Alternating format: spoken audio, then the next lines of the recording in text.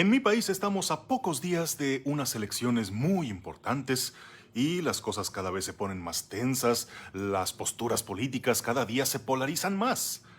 Por un lado están los que dicen ser el cambio verdadero desde que están en el poder, que sacaron al antiguo régimen, que aseguran que estamos mejor que nunca y eres un ciego si no lo quieres ver. Por otro lado están los que dicen que tenemos que sacar a los que están ahorita del poder, porque si no lo hacemos nos van a llevar al peor de los escenarios posibles y estamos tan mal y si no lo ves es que estás ciego, estás demente y si apoyas este régimen te vas a arrepentir y serás responsable de la catástrofe que se avecina. Total, así de radical era ese dilema que le presentaban a Jesús en el Evangelio de hoy. Esas posturas políticas radicales donde tienes que tomar partido porque estás con ellos o estás contra ellos. Llegan con Jesús a hacerle esa cuestión de hay que pagarle o no el tributo al César. Llegan, por un lado, los fariseos, que eran religiosos y nacionalistas radicales, y por otro lado, los herodianos, que ellos eran más colaboracionistas con el poder romano. Recuerden, Israel era una nación oprimida por el imperio romano y había que reportárseles con impuestos. Entonces, les plantean esta cuestión. ¿Es legítimo o no pagar el tributo o el impuesto al César? Por un lado, estaban los nacionalistas, los fariseos, que decían que pagar el tributo al César constituía un pecado contra Dios, porque era desconocer la única soberanía de Dios sobre el pueblo y adorar a un emperador que se autoproclamaba Dios. Ya que la moneda tenía la figura del César, pues eso mismo constituía un acto de idolatría que debían rechazar completamente todo fiel convencido de adorar solamente al Señor su Dios. Además que era una traición a la patria, porque ¿cómo le voy a dar al enemigo los recursos para seguirnos oprimiendo?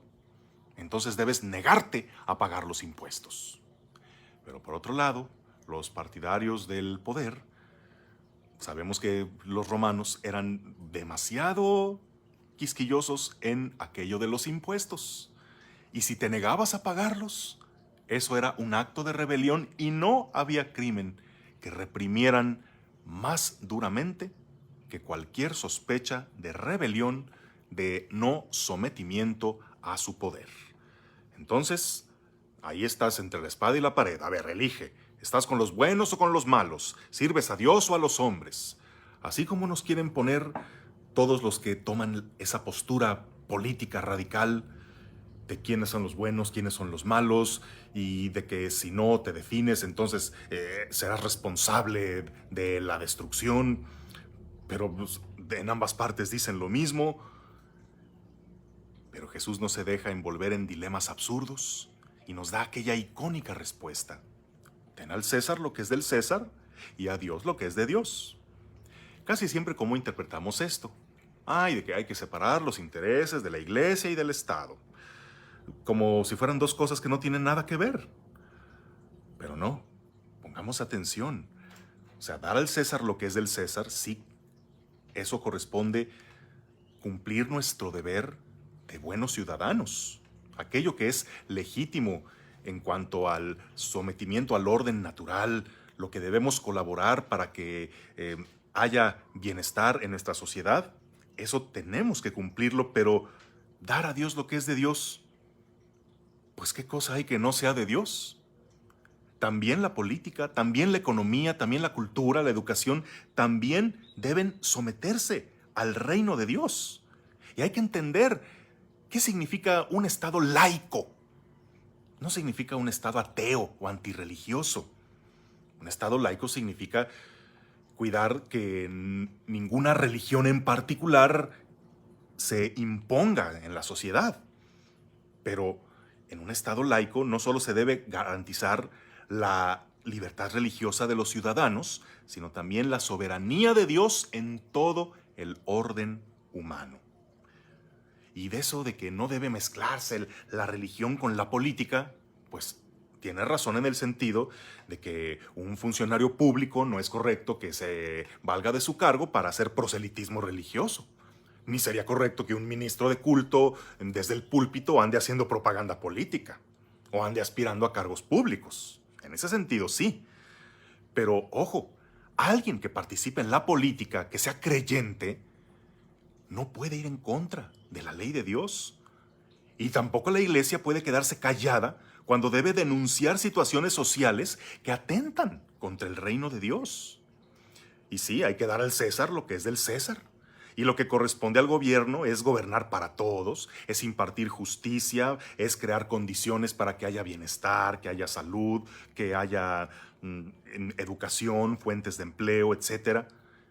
Eso es lo que corresponde al César, al gobierno, al orden temporal, pero cuando estos ya están rebasando sus límites y están metiéndose ya a algo que solo corresponde a Dios, el decidir qué está bien y qué está mal en cosas tan sagradas como la vida, la familia, el matrimonio, la sexualidad, entonces ahí sí es donde están invadiendo el terreno. No, no es que la religión se meta en política, la política está metiéndose en un terreno que no le corresponde.